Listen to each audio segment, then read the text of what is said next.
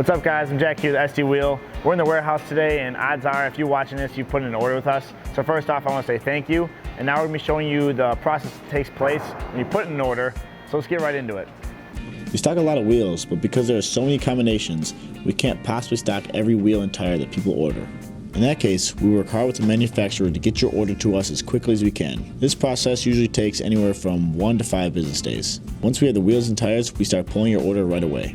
This is where you pick your tires and wheels you ordered, and get them headed to the next station. Once your wheels arrive in the line, the first thing we do is wheel prep. This is where we take each and every wheel and do a complete inspection and a 21-point checklist, making sure your wheel is in perfect condition and has a correct bolt pattern. Then we install air valves or TPMS sensors. The order then goes down the line to be mounted. This is where your wheel and tire meet. After they are mounted, they are then filled with air to the industry standard PSI.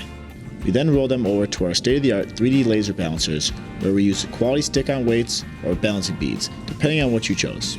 After mounting and balancing, we then take your wheels and get them ready to be shipped to you. They are first individually wrapped with a layer of cardboard, foam packing, and plastic wrap.